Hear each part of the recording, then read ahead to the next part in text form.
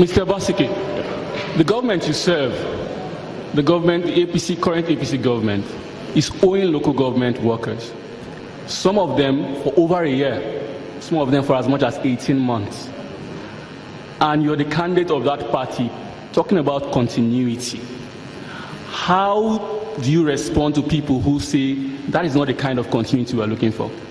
The point is that Edo State government is not owing local government workers, because Edo State government is not responsible for local government salaries.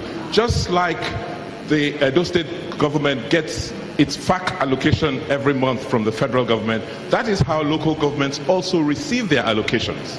What has happened in Nigeria is because what people earn, or what the state and local government earn, has dropped drastically. They are not, many of them are not able to meet their obligations. But Edo State as a government currently meets its own obligations. Most of the local governments have not undertaken the reforms required for them to be financially and fiscally viable. And that is what we must do. They must cut, they must ensure that they remove ghost workers from their payroll, trim their expenses, and also improve their revenues. That is what we've done as Edo State. If I may, the Constitution has not been amended yet to grant autonomy to local government. So as far as the Constitution stands right now, local governments are not autonomous. They are still the responsibility of the state governments. And when there was a boom in the economy, when money is coming to the state government distributes it, even deducts from local government funds and use it in paying teachers and all of those when there was a boom. But now that there's a bust, the state government suddenly says there's autonomy, but there isn't. In the case of Edo State, I don't know what happens in other states in Nigeria. At the end of every month, there's what you call JAC. That's the committee that meets to decide on the allocation that has come to the local governments. Local governments in Edo State, as far as I know, are autonomous and independent. They are autonomous and independent, and that is the fact. The monies come in, and the monies are allocated every month. What the state government insists on is that they must first pay primary school teachers. Because of our emphasis on education, that it's their responsibility to pay primary school teachers. So we insist you must pay primary school teachers before you undertake any other expenses. When we wonder that you are the chairman of the economic team of the present government, you've talked about how you will plug leakages in the local government area. But when we wonder, why are you not doing this now? Why is it when you want to be governor that you are thinking about this? Here again, the issues have come up. Because they are autonomous, we've left them be and manage their affairs themselves. Now that their crisis has come up, everybody is now saying, states, it's your responsibility. You can't sit aloof and allow them do what they like. So we're going to sit down within the constitutional boundaries and make sure that they are accountable and they are responsible to the people they serve.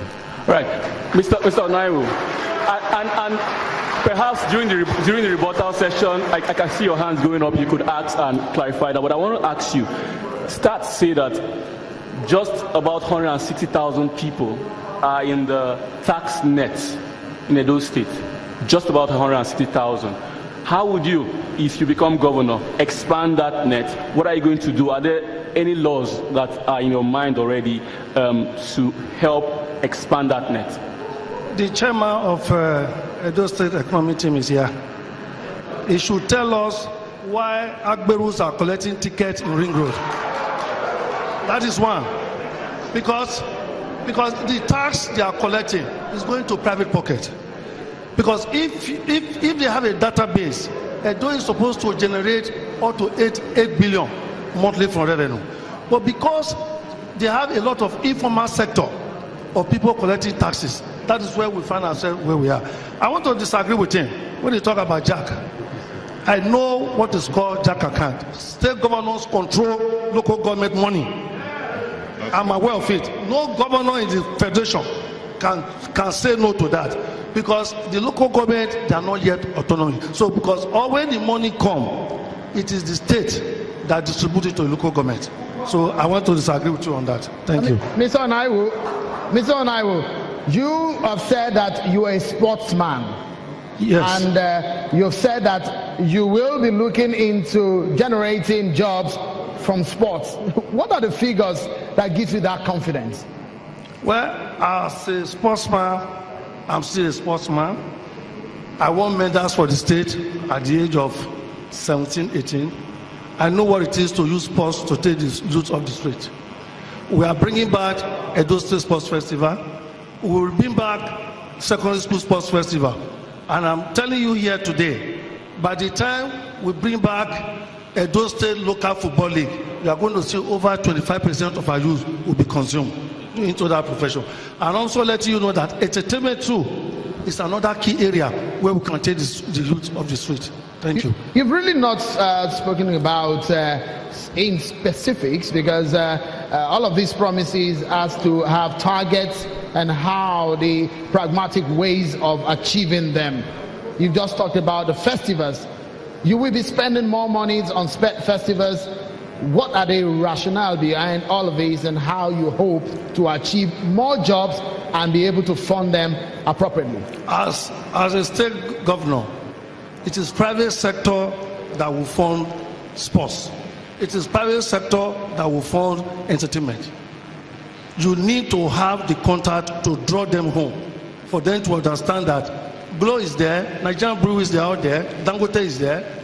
So if you have the contact to attract them to your state, they will fund sports and entertainment for you. Thank you. Allow me to come in here very quickly. One good thing here is that Benin is an Asian kingdom of global repute and should not rate itself by that alone.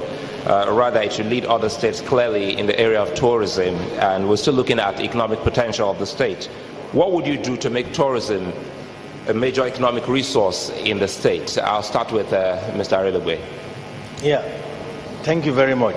We are going to make Edo State a tourist hub by locating these areas where we have this our foreign attraction, by beautifying it and make it charming for people to come and visit.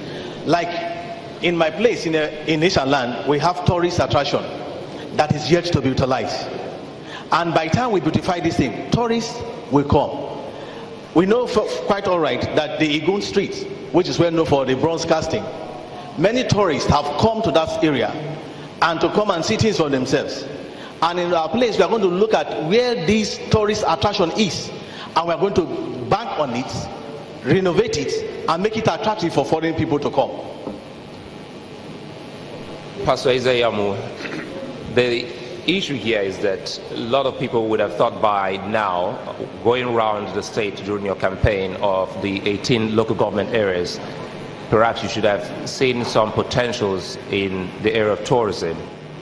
What would you love to do to see that those areas bring about more revenue to Edo State? There is no doubt that Edo State ought to be the tourist destination of our nation. Where we should have been is where Cross River is. And the truth about it is that the present government have not invested in that sector. Our state has to be rebranded. Our state has to be made attractive.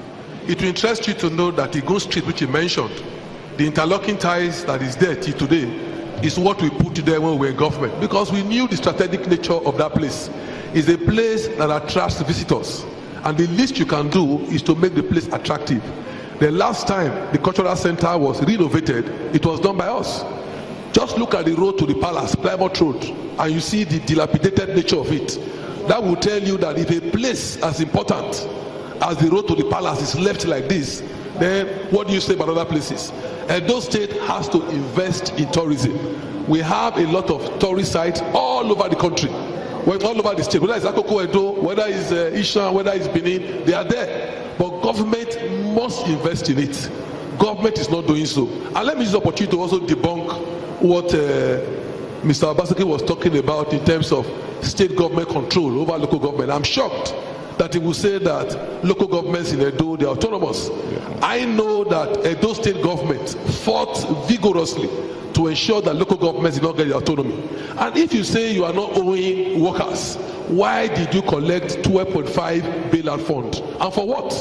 So I'm amused when you say it's none of your business. And another thing is that the situation in local governments, they are compounded by the attitude of the state government. By law, Edo state government is supposed to give 10% of their IGRO to local governments. They have never done so.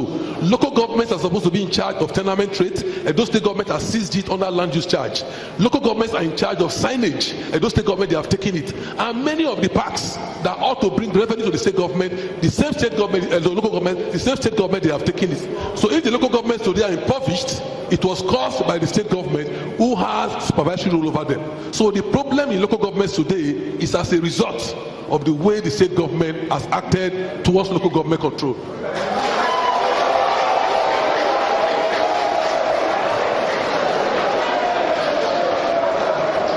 Well, Edo State is in the south-south region of Nigeria. Security is very key. That's next on the debate when we return. Stay with us.